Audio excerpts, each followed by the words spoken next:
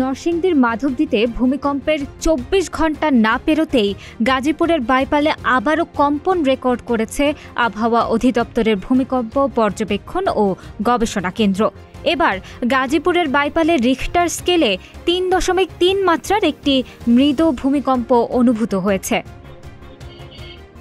শনিবার সকাল 10:36:12 এই কম্পন রেকর্ড করা হয়।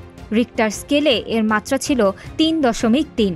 বাংলাদেশ আবহাওয়া অধিদপ্তরের কর্মকর্তা নিজাম উদ্দিন আহমেদ নিশ্চিত করেছেন যে সকাল 10:36 ভূমিকম্পটি এই এলাকায় আঘাত হানে। তিনি বলেন, এটি একটি মাইনর ভূমিকম্প। এর উৎপত্তিস্থল বাইপাইল। এর মধ্যে ভূমিকম্পে ঢাকায় ৪ জন, নরসিংদীতে ৫ জন ও নারায়ণগঞ্জে ১ জন মারা গেছেন।